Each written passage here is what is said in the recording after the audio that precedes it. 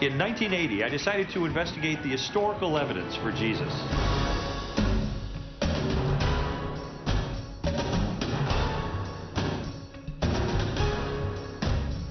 After 21 months of research, I came to the conclusion that Jesus is the unique Son of God and that Christianity is true.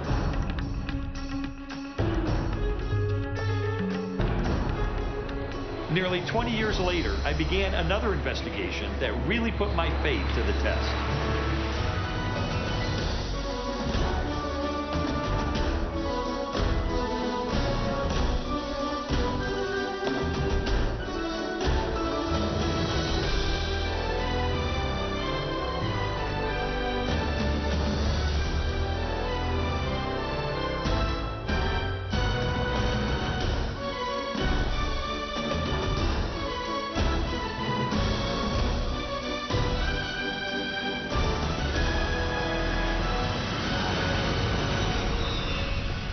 After I became a Christian in 1981, I realized pretty quickly that even though this was the most important decision I'd ever made, it was only the first step in a long spiritual journey. I mean, I was excited about my new faith, and I had this picture of it just growing progressively stronger and stronger. But I discovered that the Christian life isn't always a smooth road. In fact, at times it can be more like a minefield, loaded with many of the same objections and doubts that I had when I was a skeptic. And these doubts are inevitable. I mean, to some degree, we're all going to have them. The question is, how will they affect us when they hit? Are we drawn closer to God through the experience, or are we pushed away by uncertainty and confusion? Many years ago, I came across the story of a prominent Christian leader whose confrontation with doubt dramatically changed his life. His name was Charles Templeton. On March 18, 1946, Charles Templeton, a pastor from Toronto, Canada, and his close friend, William Franklin Billy Graham, boarded a plane for London, England, and a historic series of Christian meetings. Decades later, Templeton reflected on their friendship and ministry together. Billy and I met in the spring of 1945. It was backstage at a Youth for Christ rally in Chicago. The stadium was packed, and as Billy was being introduced to preach, he leaned over to me and he said, "Pray for me, Chuck, I'm scared to death." Well, that started a friendship that has lasted for over 50 years. Templeton and Graham were soon preaching at Youth for Christ rallies throughout North America. Both shared a passion for the same message, personal salvation through Jesus Christ. In the 1940s, Youth for Christ was a North American phenomenon. The atmosphere was informal and upbeat, and thousands of young people flocked to the meetings. The movement soon attracted worldwide attention, so a team was selected to take our message to Europe. For 5 weeks, Templeton and Graham traveled throughout the United Kingdom, France, and Scandinavia. They shared the pulpit, preaching on alternate nights to large, enthusiastic crowds. When they returned home, many believed that Templeton would go on to become the most successful evangelist of his generation. Yet, despite the effectiveness of his ministry, he found himself facing what he described as a growing dilemma. In the months following our return from Europe, I began to fight a losing battle with my faith. I'd been so busy that there was little time to take stock of my life. But in those occasional quiet moments, the doubt started to surface. You see, I had converted to Christianity as a teenager, and I lacked the theological training necessary to support my beliefs when those inevitable questions hit me. I wanted very much to believe. I had an intense longing for a relationship with God. But slowly, against my will, my mind and reason began to challenge and sometimes refute the things which were most important to me, the central beliefs of the Christian faith.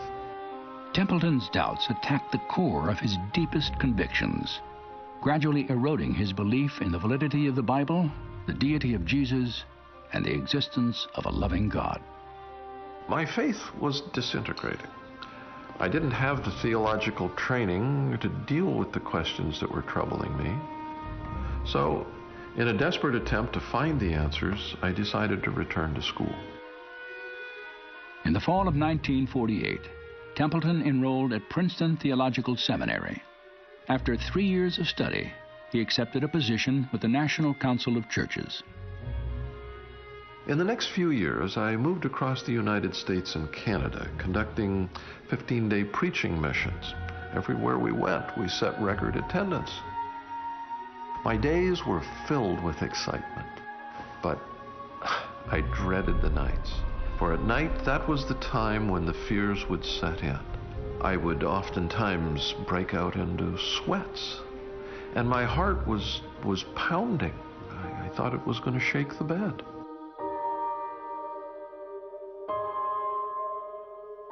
I had to ask myself, what right do I have to stand before thousands of people and try to convince them of something that I no longer believe? It was a reprehensible thing to do. So I had to stop.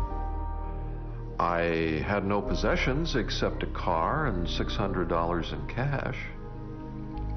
And I would be cutting myself off from all of the wonderful friends that I had made in those years in the ministry. I felt like I was betraying all of them. But in the end, there was no real choice. So I packed everything that I owned into a rented trailer, and I started back on the road to Toronto. Templeton remained in Canada for the rest of his life, working as a writer and news commentator. In 1996, he published his final book, Farewell to God, My Reasons for Rejecting the Christian Faith.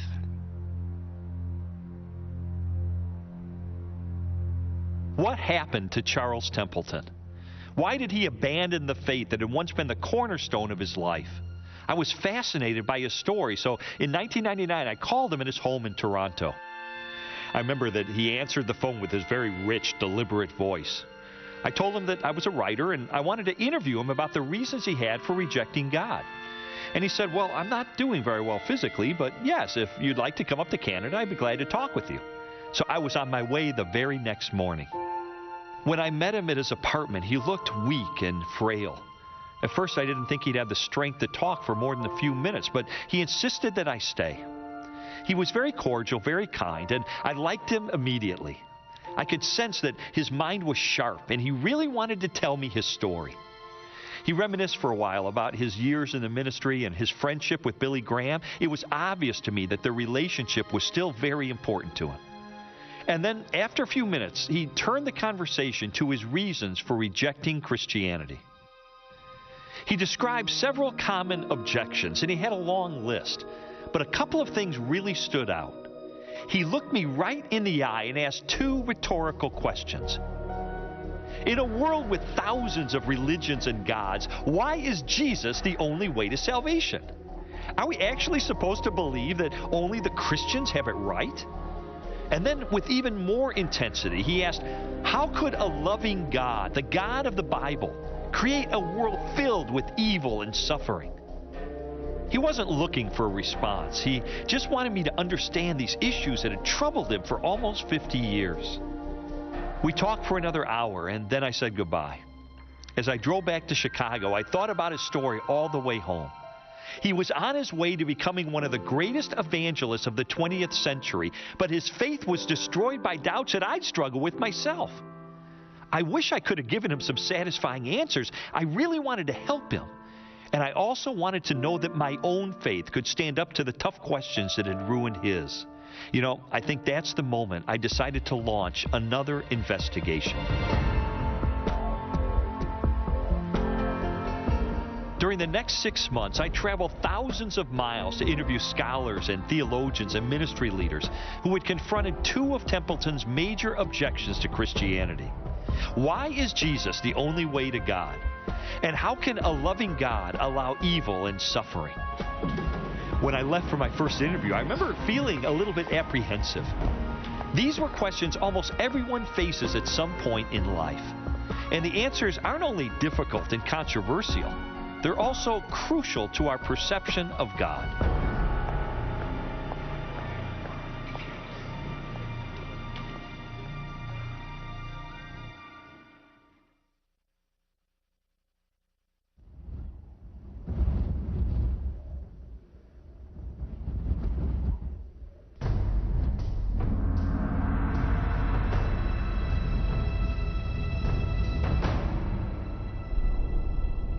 Are we to believe only Christians are right?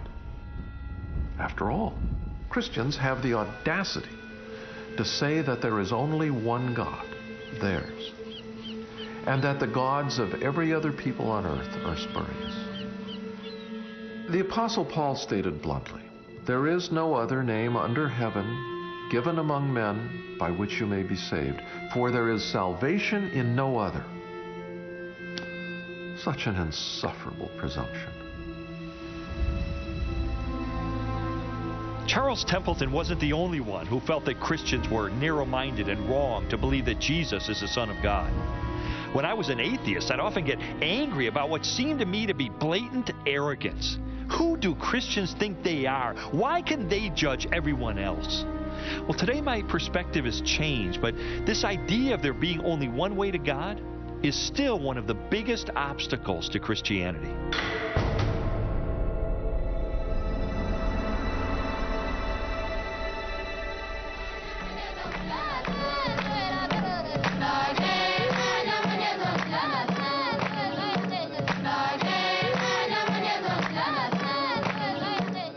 More than 2 billion people, about 1/3 of the world's total population, identify themselves as followers of Jesus Christ.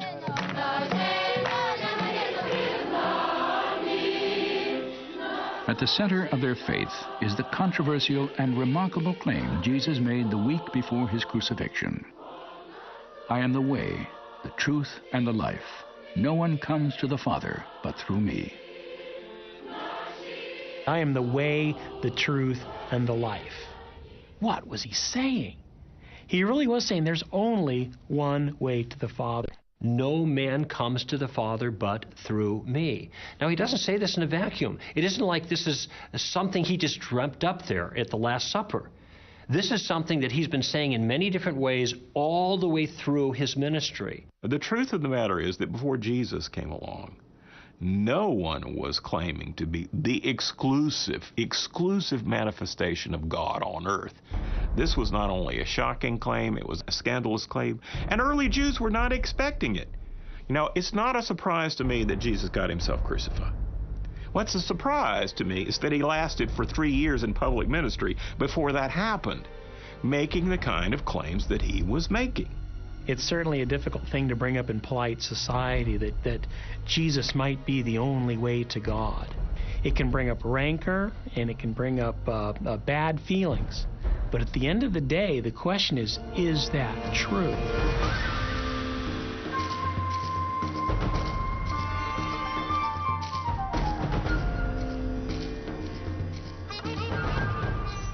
Today, Jesus' claim to be the exclusive path to God is often challenged by the assumption that all religions teach basically the same thing. And as a result, there are actually many ways to salvation. The world religions do agree about some of their surface teachings, but when you get to the core of those religions, they are radically contradictory. Buddha was an agnostic about whether there was a God. In fact, a major strain of Buddhism does not believe that anything exists, much less God. Hinduism says that there are 330 million gods. Islam says that there's one God, and the greatest evil that can be conducted is to believe that God is a Trinity and Jesus was the Son of God. For Christians, that is the most important claim. Now, they can't all be right. They could all be wrong, but they can't all be right because they contradict one another. I mean, think about it. Christians say that Jesus is the Messiah. Jews say that he's not.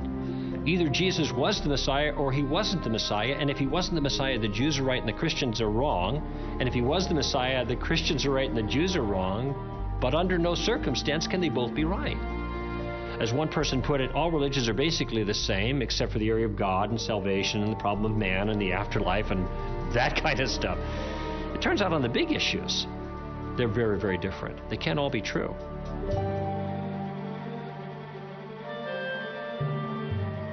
While the theological differences between the world's major religions are glaring, individual believers, be they Muslim, Christian, Hindu, Buddhist, or Jew, share a universal need.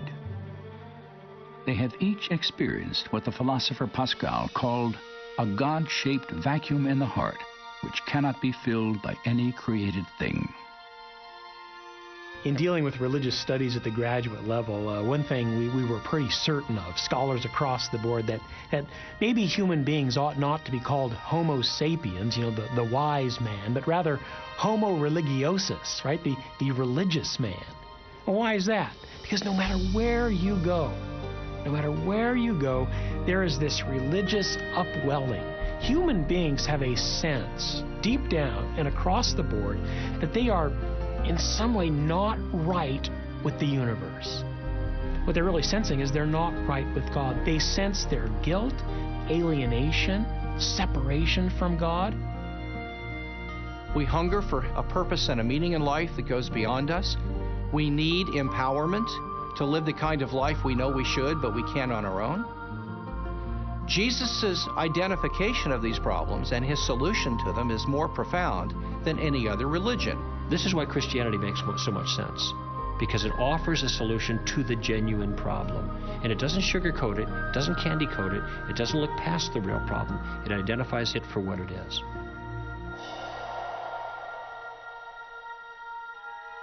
It is written, "There is no one righteous, not even one. All have turned away. They have together become worthless. For all have sinned and fall short of the glory of God." Throughout my research, I was struck by how clearly the Bible identifies humanity's most fundamental spiritual need. We're all separated from God by our sin because He's perfect and pure and holy, and we're not. None of us has lived up to our own standard of morality, much less to God's, which is infinitely higher. And because the justice of God is also perfect, this separation should have lasted for eternity. But there's hope. God didn't just leave it at that, though He might have. Out of love, He reached down with a rescue effort. And the rescue effort wasn't just to toss some teaching our way and hope that we would live better lives, but the effort entailed, and this is where Christianity is absolutely unique, the effort entailed God becoming a man Himself to communicate in the most clear form possible His intentions and desires, and to make a sacrificial provision for pardon for man's crimes against God.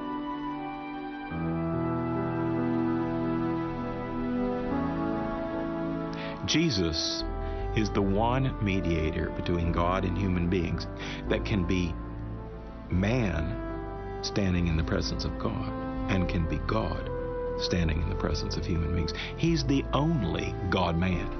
He's the only God-man who can fulfill that role of bringing rapprochement, reconciliation, healing to the broken and severed relationship between God and human beings. What Jesus did then was to take the penalty for the crimes of men upon Himself so that human beings could be freed. He took the rap for their crimes against God. Not only does God come down to reach out to man, but He gives him a free pardon of his crimes. The solution to the problem is not in making man better. Okay, let's make up for past deeds gone bad. Now, that isn't going to work. The solution is grace. You were dead in your trespasses and sins, but God, who is rich in mercy, made us alive with Christ. For it is by grace you have been saved through faith, And this, not from yourselves, it is the gift of God, not by works, so that no one can boast.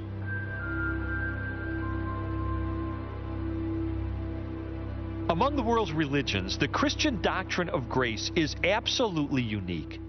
You see, grace means that there's nothing we can do ourselves that qualifies us for salvation. Outstanding moral behavior or a lifetime of good works, they're not going to get the job done. That's because God's forgiveness is a gift that we can never deserve and we can never earn. The grace of God is a way of referring to the fact that when God loves us, when God does good things to us, when God sends Jesus Christ into the world, when God gives us His Spirit, this isn't as a reward for something that we have earned. It isn't because we have twisted God's arm. It is simply because God loves us, and He loves us lavishly, and He wants to make that lavish love a present reality in our lives.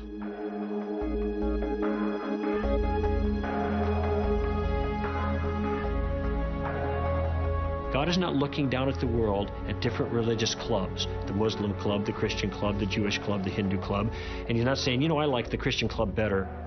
To hell with the rest of you, quite literally. No, He's looking down at humanity, who is desperately wicked compared to His standards, who desperately needs to be rescued. And He offers a pardon, and He gives people an opportunity to either accept it or reject it. And this is why Jesus is the only way. Because He's the only one who solved the problem. Suppose God knew that there was only one necessary and sufficient means to take care of the human dilemma. That would be sending His only begotten Son. Well, if there's only one sufficient means, please don't send me the pretenders. And if there's only one necessary means, we don't need any other ones. Why would God want to send 1,500 avatars or savior figures, none of which can completely do the job? What's the point of that when He can send His Son and it's accomplished in one person at one time through one set of events once for all? And that's the essence of why Jesus is the only way. He's the only sufficient and necessary means by which we may be saved.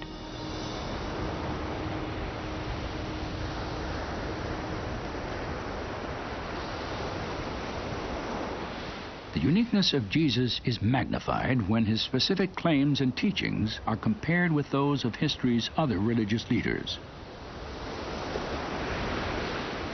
There is no other great religious leader who ever claimed to be the direct way to God in the way Jesus claimed it. The Buddha certainly didn't. Most Hindu gurus and leaders don't do that kind of thing. Mohammed certainly didn't do that. He would have thought that to be blasphemy. You could take Buddha out of Buddhism and you still have the teachings of the Buddha. Or you could take the Prophet out of Islam, and you still have the Quran and the teachings there and the supremacy of Allah. But if you take Jesus out of Christianity, you don't have Christianity anymore, because Christianity is not based on the teachings of Jesus. It was rather the person of Jesus that is critical. If you boil Him down to a bunch of thou shalt and thou shalt not, you've trivialized Jesus. You've trivialized the essence of His claim, because His claims are not just you need to behave better. His claims are that God is breaking into human history through Himself and coming to change us.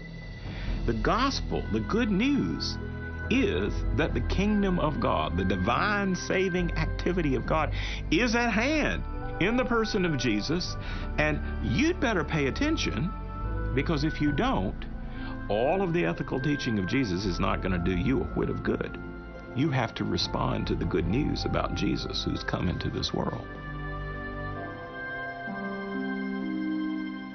In his classic book, Mere Christianity, C.S. Lewis explored the identity of Jesus and the popular opinion that while he was a great moral teacher, we cannot accept his claim to be God. A man who was merely a man and said the sort of things Jesus said would not be a great moral teacher. He would either be a lunatic or else he would be the devil of hell.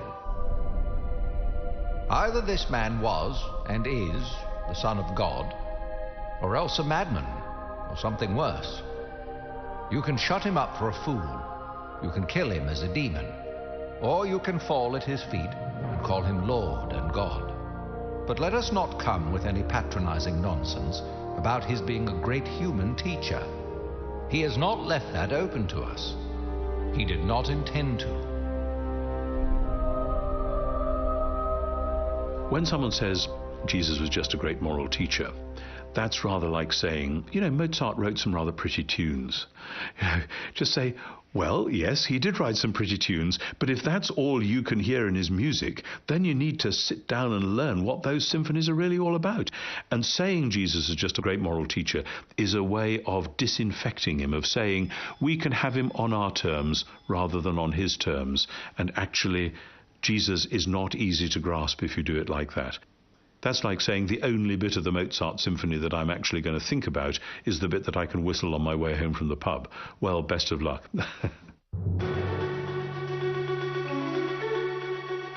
Strobel's investigation also drew him back to the historical evidence he had first examined as an atheist. Ancient documents and biographies that confirm the events of Jesus' life and the claims he made to deity. The 4 New Testament Gospels leave no doubt that Jesus believed he was the only way to God. So the issue is, can we believe Jesus? This is where his credentials become so important. And there's a wealth of historical evidence that I've studied for almost 30 years. We've got older documentation and earlier eyewitness accounts of Jesus' life than we have for any other religious leader of antiquity. In addition, we have hundreds of years of scholarship that upholds the validity of the Gospels. Unlike anyone else in history, Jesus fulfilled dozens of prophecies, including the location of his birth, key events of his ministry, and the details of his execution. And each of these prophecies was first written in the Hebrew Scriptures centuries before he was born. Jesus also performed miracles, often in front of his enemies and skeptics, that demonstrated his supernatural power over nature, disease, and death. And if all that wasn't enough, he was resurrected from the dead in an historical event that was confirmed by more than 500 witnesses.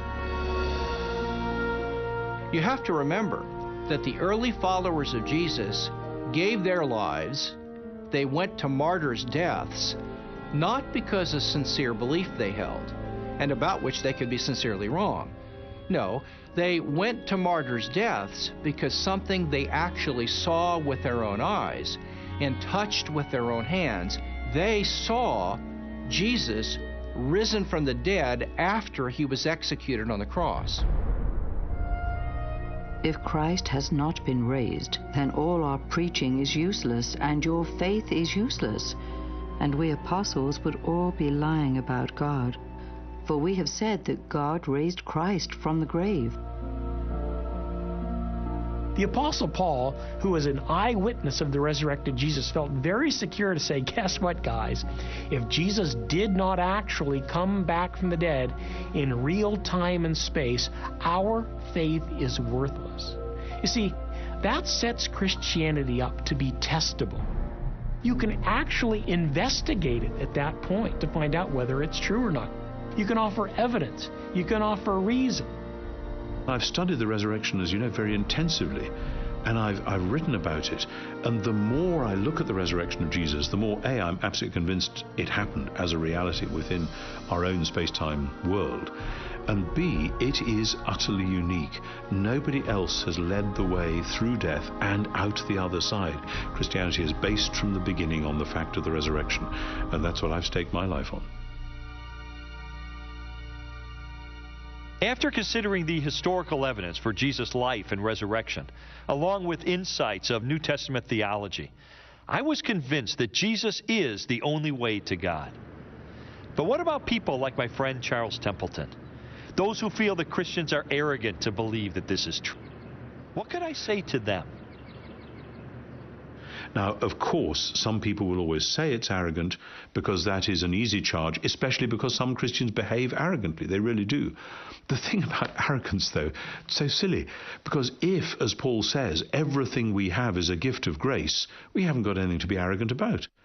It isn't that we've got it all together.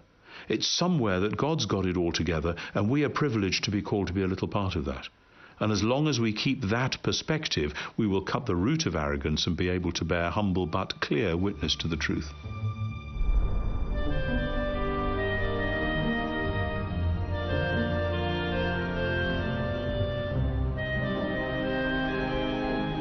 Christianity has been defined as one beggar telling another beggar where to find bread. And I think that's a wonderful illustration. We were sinners living in rebellion against God. And we found forgiveness and grace through Jesus Christ. And we just want to pass this truth on to the rest of the world.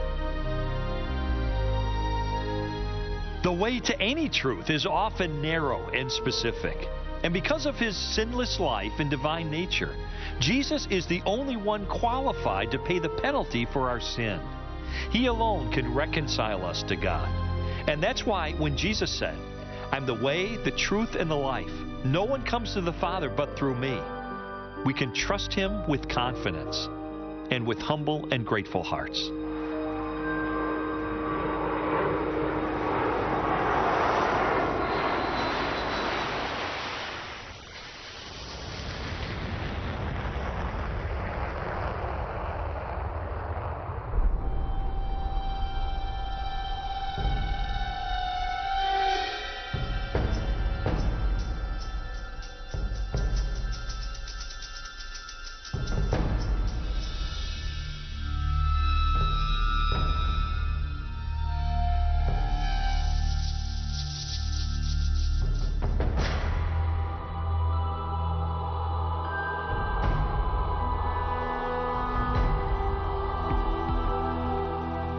What has been called the problem of evil has puzzled men and women of every generation.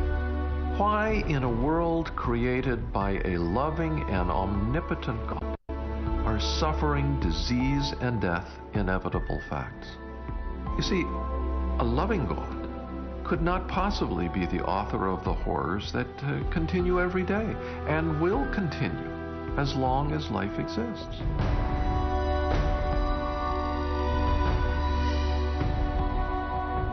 It's an inconceivable tale of suffering and death. And because it's a fact, it is obvious there cannot be a loving God.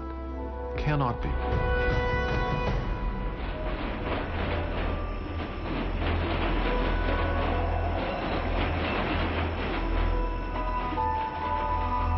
Early in my career as a journalist, I covered a lot of stories involving people who were living in extreme poverty and horrible conditions, or who'd been the victims of crime or terrible accidents.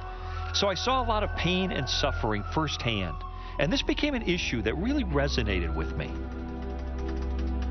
Later, during my investigation, I commissioned a study that asked a cross-section of Americans, if you could ask God any one question and you knew he'd give you an answer, what would you ask? By far, the most common response was, how could there be a loving God with so much pain and suffering in the world? So I knew that this was the number one objection to the Christian faith.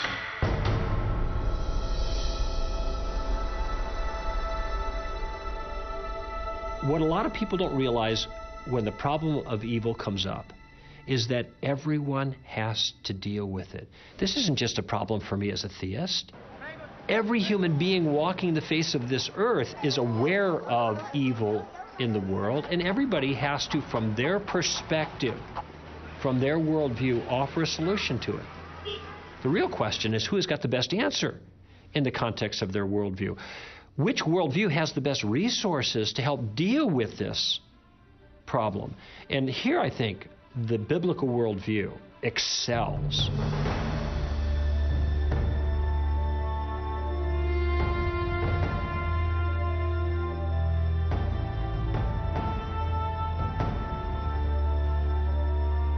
To understand the biblical view of evil and suffering, we must first consider an apparent contradiction in 5 core beliefs of Judeo-Christian theology. God exists. God is all good. God is all-knowing. God is all-powerful. And there is evil in the world. It appears that there's a conflict between God's goodness and God's power. If he was good, he'd want to get rid of all evil in the world, and if he is powerful, he'd be able to, but evil exists, and therefore he's either not good or he's not powerful. That's a pretty good argument, and I think the only way of answering it is to show that the terms are ambiguous. We don't fully understand what God or good or all-powerful or all-wise mean. We partly understand them. So we have to make some distinctions. Yours, O Lord, is the greatness and the power and the glory and the majesty and the splendor. For everything in heaven and earth is yours. You are exalted as head over all. There's a lot of confusion about what it means to say God is all-powerful. Many people think that means God can do anything. But the Bible is very clear that there are a lot of things God can't do. For example, the Bible teaches that God cannot swear by a name greater than himself. The Bible teaches that God cannot lie. It isn't that God just chooses not to lie, it's that he can't lie. C.S. Lewis once said, "Can a mortal ask questions that God finds unanswerable?" And he said, yeah, quite easily. Is yellow square or round? And how many hours are there in a mile? And if you extend that a bit, yes, God can't make a square circle. So there are all sorts of things that God can't do because they be illogical or nonsensical. So when we talk about God being omnipotent, what we mean is God can do anything power can do, but we don't mean God can violate the laws of logic and do something contradictory.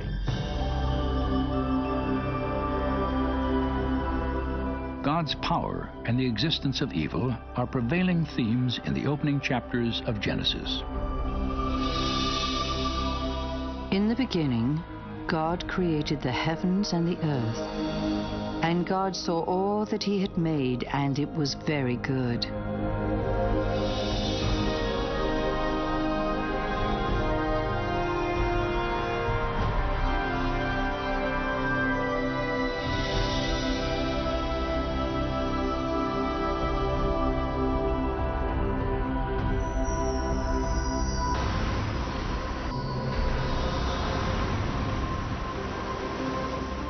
According to the Bible, after God created a universe and a planet perfectly designed to sustain life, he crowned his work with human beings, man and woman, endowed with spirit and soul, free will, and a capacity to make their own moral choices.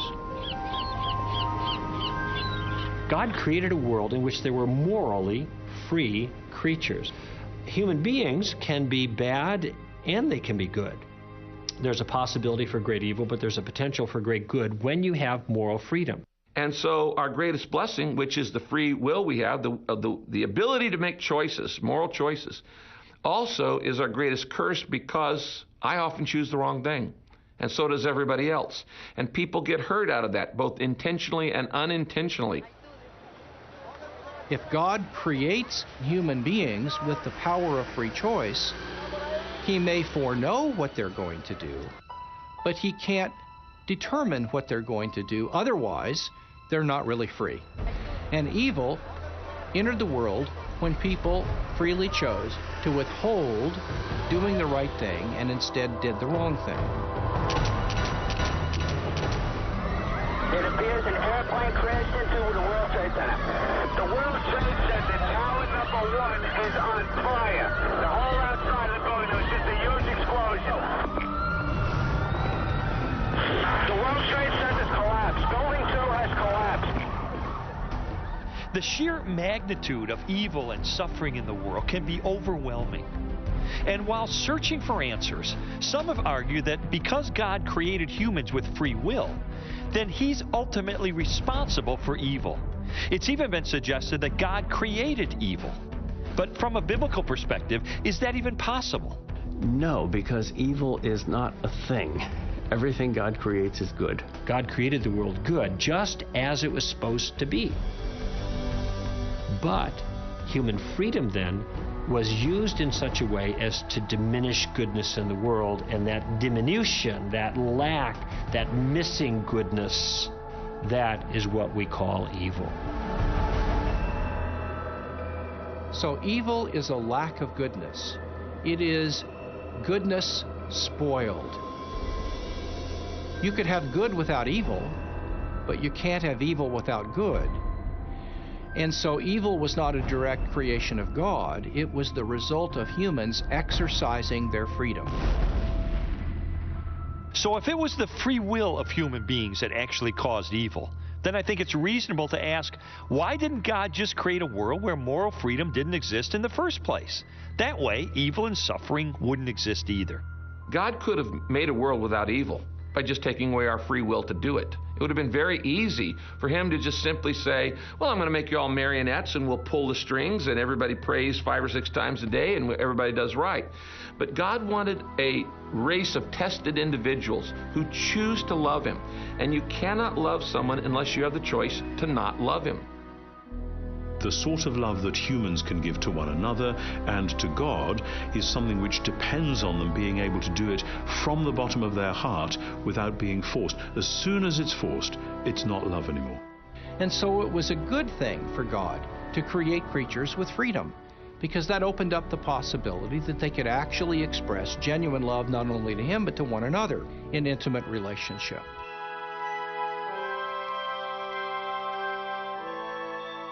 "1,600 years ago, St. Augustine wrote, "Since God is the highest good, he would not allow any evil to exist in his works unless his omnipotence and goodness were such as to bring good even out of evil."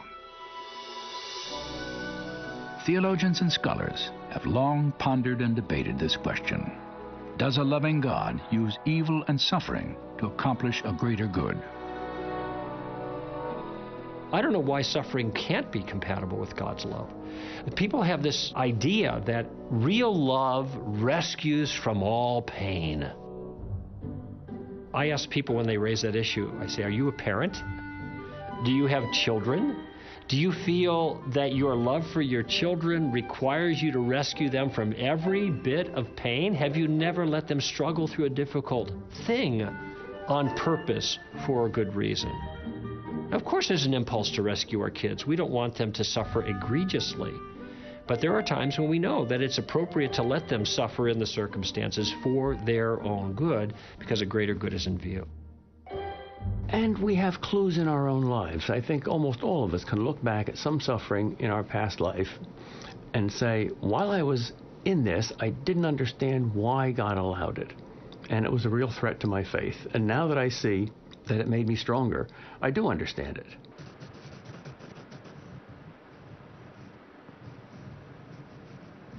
For more than 40 years, the lessons and struggle of growth through suffering have played out daily in the life of Johnny Erickson Tada.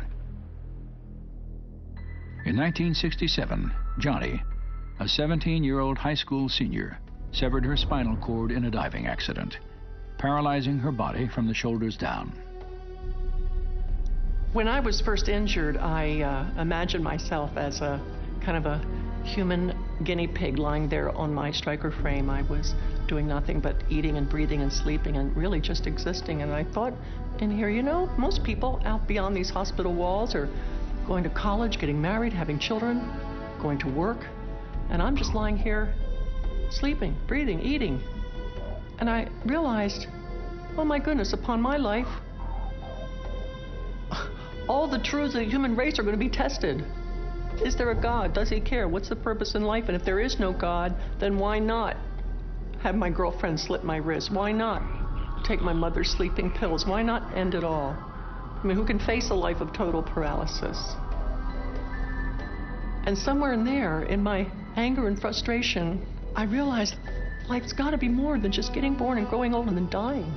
There's got to be a God who cares. We're too significant. There must be meaning in all of this. I don't think I would have asked those larger than life questions were it not for my suffering.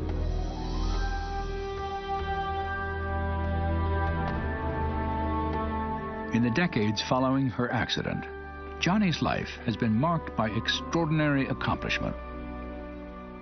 Through her artwork, music, books, conferences, and radio and television programs, she has inspired millions of people throughout the world. In 1979, she founded Johnny and Friends, an international ministry that has taken the love and hope of Jesus to the disabled and their families. Through it all, she has intimately known both the pain of suffering and the presence of God. There are a lot of people who think I'm a strong person, and I'm not. I am such a weak person. I wake up in the morning, and honestly, I think, oh Lord, I don't have the strength for this. I am so tired. I am so tired of this paralysis. But when I start to feel overwhelmed, I'll say, oh God, I have no strength for this day, but you do. I have no resources, but you do. May I please have your resources? May I please have your strength? I can do all things through you if you strengthen me. Please let me borrow your smile for the day. And honestly, before the morning has hardly begun, I've already got a perspective on the day. I've already got peace in my heart and a mission to accomplish. And it's because I've been pushed up against God. And God has shown me some deep things about His purpose and Himself that, for me, are so satisfying, so pleasurable. I wouldn't trade the wheelchair for anything.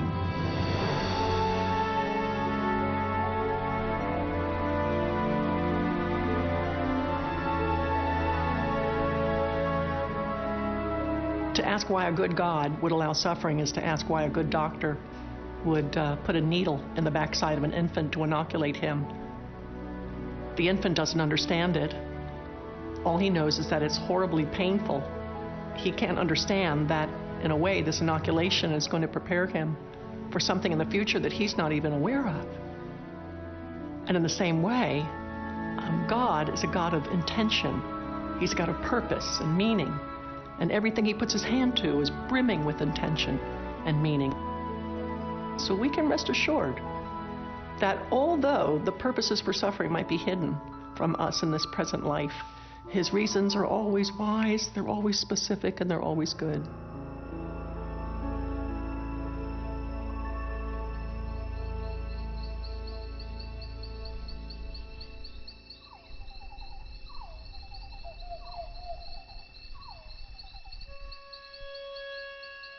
Perhaps the supreme demonstration of God's use of suffering and evil for good was revealed in the death of Jesus.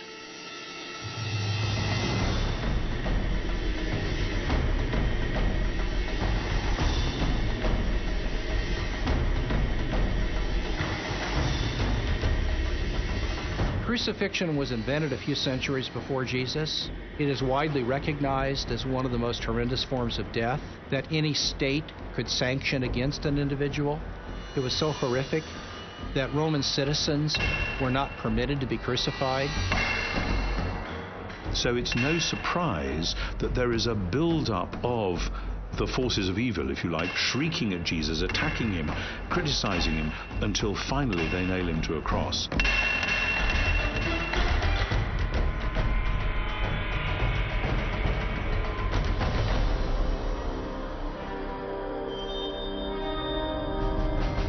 They came to a place called Golgotha, which means the place of the skull. There, 2 robbers were crucified with Him, one on His right and one on His left. Those who passed by hurled insults at Him, shaking their heads and saying, "Save yourself. Come down from the cross if you are the Son of God."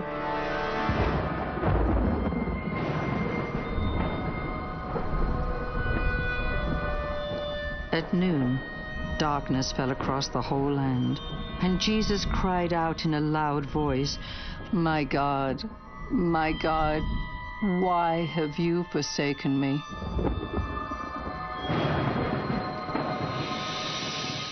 And He suffered, the Bible tells us, great emotional and spiritual agony because He experienced separation with His Father, and He experienced the actual sin of the world in His own conscious life and what it was like to feel and experience that evil and hurt.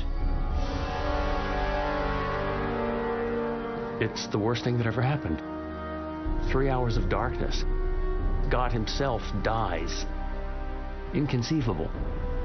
Did God allow that? Sure. He allowed the devil to creep into Judas Iscariot and Pontius Pilate and Herod and the cruel Romans, and allowed the worst event in the history of the world. Why? For the greatest thing that happened, our salvation.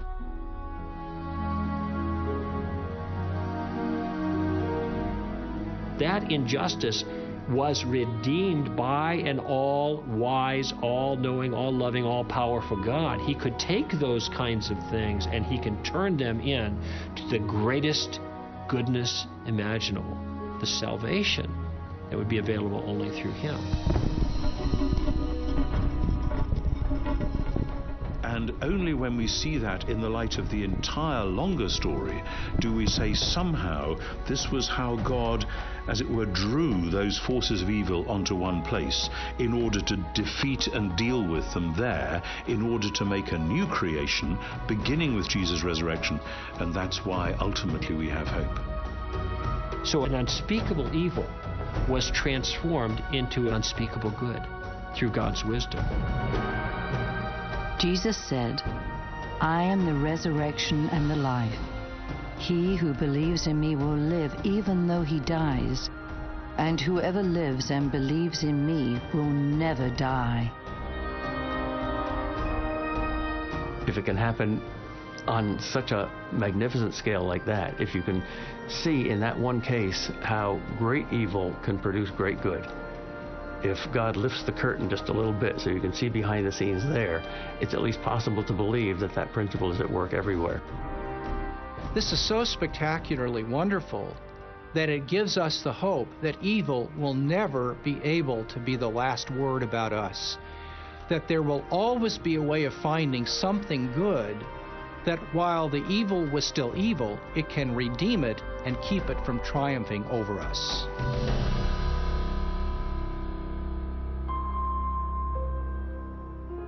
And Jesus answered, I have told you these things, so that in me you may have peace. In this world you will have trouble, but take heart. I have overcome the world. That's a powerful statement. Jesus is acknowledging that because of the acts of humanity that open the door to evil in this world, we have pain, we have suffering. He doesn't try to cover it up. It's an inevitable part of life. And yet he tells us something else in that passage that's even more important. He says, I have overcome the world. You see, we have real hope. Hope that's based on the central doctrine of Christianity. God became a man and entered directly into the suffering of the world. When God became incarnate in Jesus, we are told that Jesus experienced the very same kind of heartache and suffering, without sin, I admit, but Jesus was finite, and he was subjected to thirst and hunger, to aggression, to hostility, to tragedy. And when Jesus stretched his hands out on the cross, he was saying, I love you this much. I love you so much it hurts. I love you so much I'd rather die than live without you. And those nails that went through the palms of Jesus went straight into the heart of God. There's a wonderful hymn which we sometimes sing, which has a line, and when human hearts are breaking under sorrow's iron rod, then they find that self-same aching deep within the heart of God. And that's a wonderful sense. God in Christ has been here. He has taken it. He knows what it's like. He is not unable to sympathize. He is on all fours with us.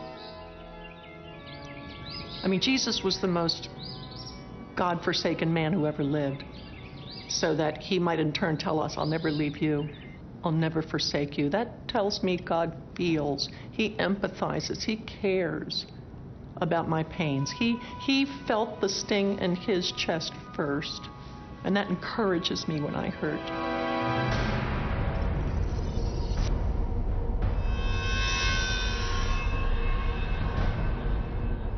In 1944, Corrie ten Boom, a prisoner in a Nazi concentration camp, considered the full measure of God's participation in the suffering of humanity. while clinging to life in the shadow of ultimate evil, she concluded, "There is no pit so deep that the love of God is not deeper still." There's a famous passage in Elie Wiesel's book Night where he recalls being in a concentration camp and seeing a line of people being hanged, and a little boy is one of the people being hanged, and he's so light that he doesn't die immediately because his neck doesn't break, and he's dangling there half dead and half alive, and the crowd are being forced to watch this, and somebody suddenly says, "Where is God? Where is God?" And somebody else says, "There he is, he's hanging from that noose." That's the answer to the question that's often asked: where was God in Auschwitz? Where was God in Darfur? He was there. He was in the gas chambers. Yes, the incarnation means that he descends into the whole of the human condition. God is there at the heart of the mess and taking the worst onto himself. That's what we believe when we think about Jesus, and that's why ultimately we have hope. It makes me feel there's a certain kind of kinship, that God gets it, that God understands. He's been there. He doesn't just have the facts straight. That's omniscience. He has entered into the experience of it, and that's something entirely different. He knows exactly how I feel. There is no pain that I'm going through paralyzed. He was even paralyzed on the cross. That tells me he identifies, and that, for me, is enough.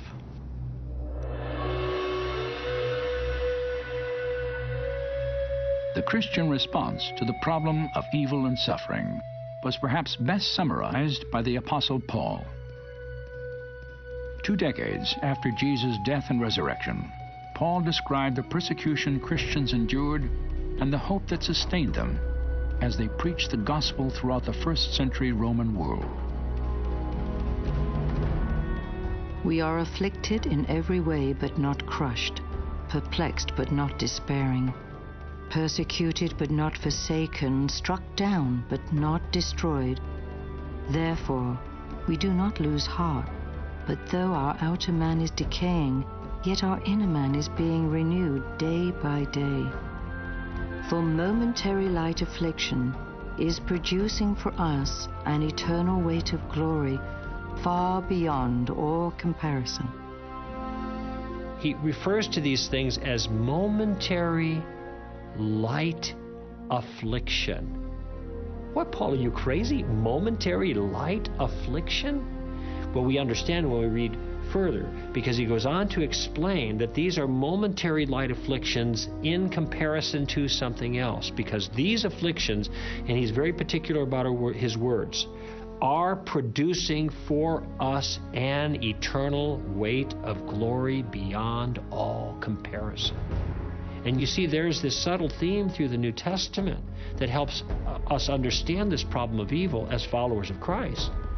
That God can cause all these things to work for good in our lives because we love Him, we're called according to His purpose.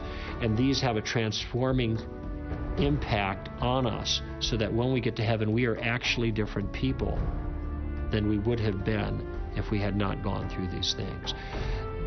These momentary light afflictions are producing for us the eternal weight of glory. If you only lived this life 80 and then you died and that was the end of it, the kind of hostilities and hurts that we have in this life would be writ large. Their significance would be stunning indeed. But from the vantage point of life forever with God in heaven, the harms and hurts that happen to us in this life, though still real and still important, are shown to be so insignificant compared to the glories and the joys we're going to experience in the afterlife, that from the vantage point of that perspective, they are well worth it.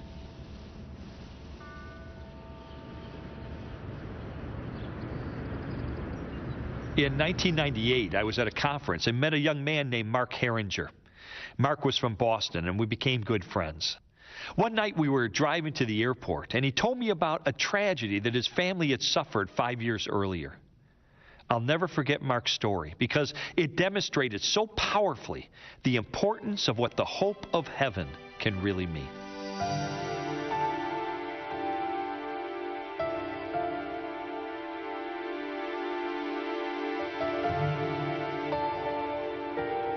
It was January 16th of 1993. In Boston, it snows a lot, and so you're shoveling your driveway constantly. We had gone to the supermarket that morning, and while we were at the supermarket, it was actually snowing.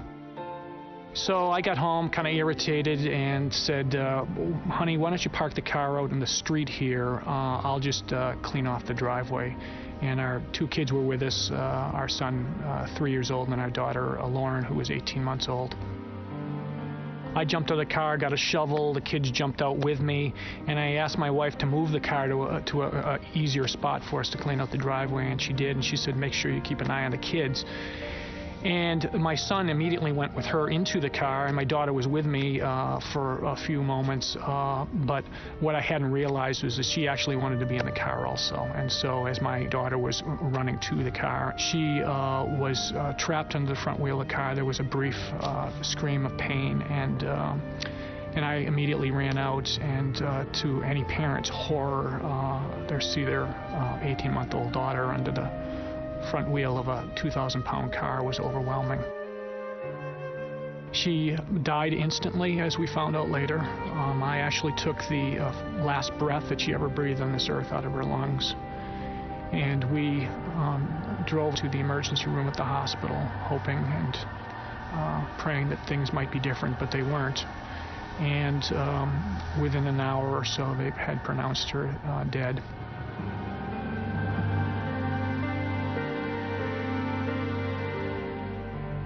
I was very angry at God. I didn't know why he would choose me.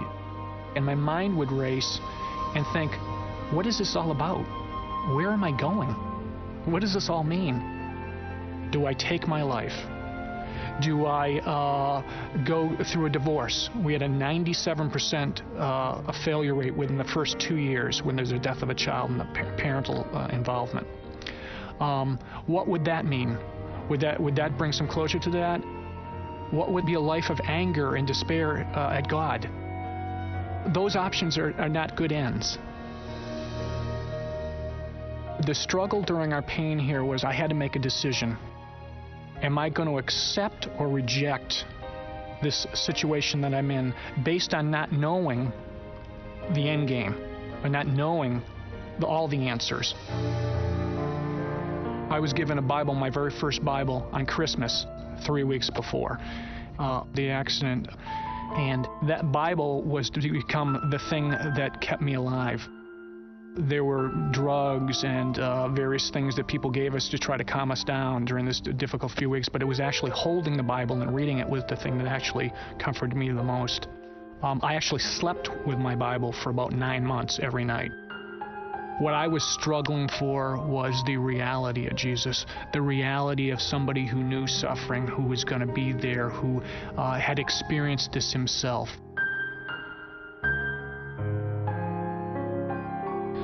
I spent a lot of time actually in cemeteries just walking around and found some comfort there. I could oftentimes connect more closely with pain there because I knew that everybody there had a story and that people had come and grieved there. It gave me a clarity that Jesus works powerfully in places where people are hurting. And so I found great comfort to just be quiet and listen to him there. And so sometimes I would just go around and read the stone markers and pray for the various families. And it actually turned from an internal thing where I was trying to get healing and hope to a place where I would actually intercede for others. And that was a shift that occurred where God began to do a work that my healing was going to be more complete in helping others. We had 5 neighbors who lived next to us, directly next to us when the accident happened. And within 5 years, 3 whole families of those households came to know Christ personally. And when I think back on where we were and how God used that, I said, that doesn't make it all right. That doesn't make it good. That doesn't make my pain go away. But it does tell me that God is bringing some good out of this, that there'll be some eternal good that comes out of her life and death. Your answer at this tough time is you are naked, you are stripped down raw. You have to make a decision. Which road are you going to take? Where are you going to go in your faith? And I think evil and suffering drive us to those points where we have to make those naked decisions. We have to make those raw decisions that give us nowhere out, nothing to hold on to. We're just there before Him. And that's what real faith, I think, is. Not knowing the future, but understanding enough now to make a decision that will change the future in our lives. If I look at it through my own experience, I think I would drive it to the point to say that God is in control of all things, and nothing is beyond His reach, nothing is beyond His ability to control. The joy is knowing that this is just temporary, that there's something much more. The eternal perspective changes things because it takes the focus off of my experience now and puts it in a different level, a different realm. The Bible says heaven will be a place where there's no more tears or pain or crying or death. Okay, so if that's true, then the hope is that these things will be resolved and that we'll understand, or we'll have more clarity that we don't have now.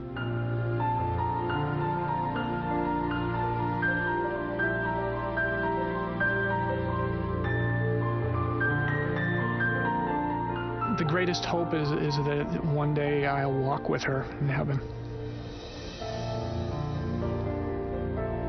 She'll be perfect. And I'll be full of joy. And this life will have made a lot more sense. Because sometimes it doesn't. But I have that hope.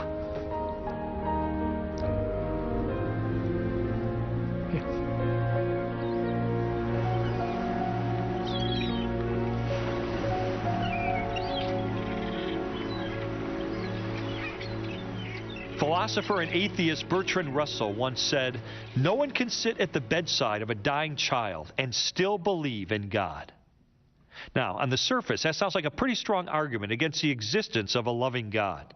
But as Christian philosopher William Lane Craig has pointed out, what is Russell going to say when he's kneeling at the bed of the dying child? Too bad? I'm sorry?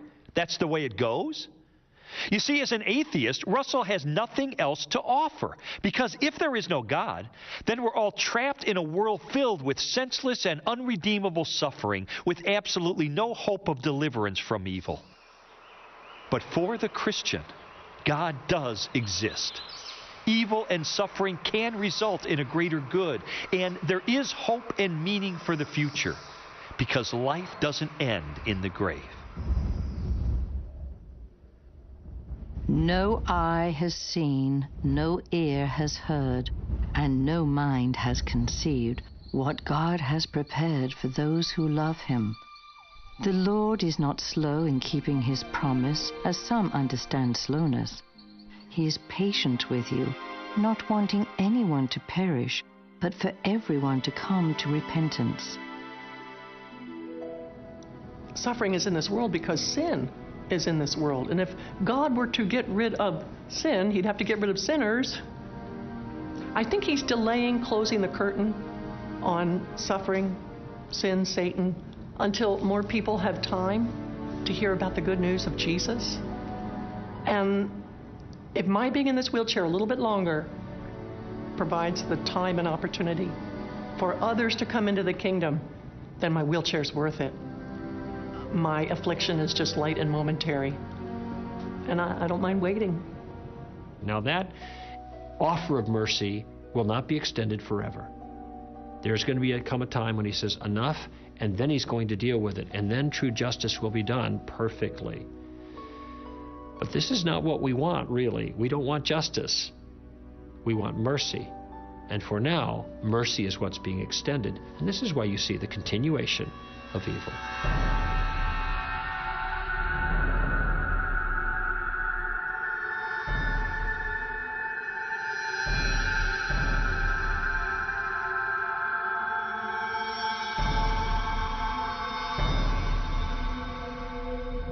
There is so much we don't know about evil, pain, and suffering that many times I think we're people groping in the dark trying to make sense out of it. But God gives us enough to see, to help us to keep on going, and to redeem the pain and suffering we have so it doesn't defeat us.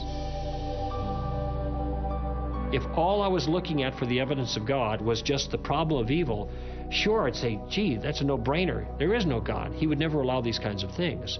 But when I see all the other evidence in other areas for the existence of God and for a good God and a loving God, a God that cares about his creation, who's involved in his creation, well, then that helps put this particular question a little bit more into perspective. But I'll be the first one to admit it's emotionally difficult. I think most Christians go through a sense of deep puzzlement, which can come sometimes once in somebody's life, sometimes 1,000 times in somebody's life, of I really thought God was going to enable such and such to happen, and it hasn't happened. And so, yes, we can have huge disappointments, but the God to whom we go back and on whose door we beat and we say, what on earth is going on here, is the God who says, remember what I have been through. Remember the story of my son. One of the worst things that was ever done in the world was done to the best man that ever walked on the earth. So again, when we put it into the light of Jesus and what happened to him, do bad things happen to good people? What's it all about? It's very strange, but somehow God holds that within his purpose and will bring good out of it and through it. Sometimes when we suffer, we're just hoping somebody will give us the formula, how to fix it. What's the step 1, 2, 3, 4, A, B, C, D? Show me what to do. I'll do it. And God blows all that to smithereens. He lobs a hand grenade into the middle of it all and explodes it. He won't let us approach suffering with our own agenda. We've got to come to him empty-handed. Blessed are the poor in spirit. I don't have the answers, God. And when we come to him like that, completely defenseless, and approaching him without a technical, fix-it, mechanistic approach to life, okay, I've got the formula, I know the answers, then we find God to be the answer. We can face anything if we know God is there in the midst of it all.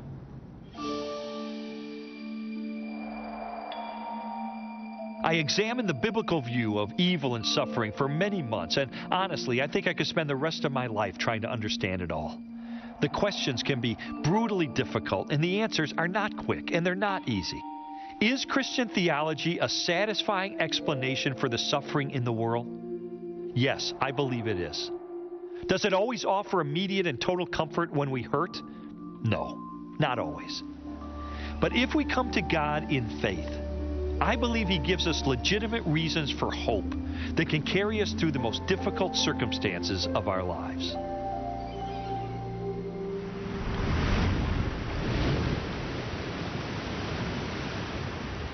How could a loving God allow evil and suffering? And why would he offer only a single pathway to salvation? They are demanding questions of undeniable significance.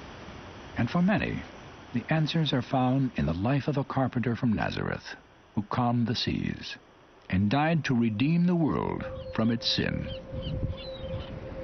But for some, there are no satisfying explanations, only doubts and objections to the Christian faith.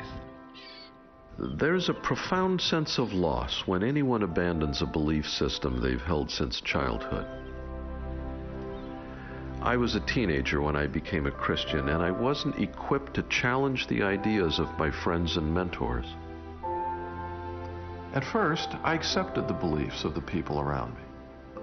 But slowly and against my will, my doubts deepened until my faith languished and died. Those years of indecision were the most troubling and trying of my life. I found myself rethinking the story of Jesus of Nazareth, and for all its intrinsic fascination, it just wasn't the same. It was as if someone I loved had died. You grieve the loss because no one in history has touched the hearts of men and women the way Jesus did. He had the highest moral standard and the greatest compassion of any person I've ever heard of, and his wisdom was unsurpassed. Everything good and decent and pure that I know, I learned from Jesus. And if I may put it this way, I miss him.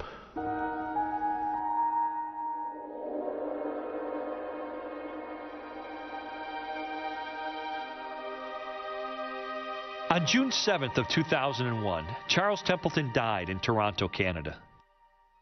For me, the news brought back strong memories of his life and his struggle with Christianity, especially his objections to the existence of evil and Jesus' claim to be God.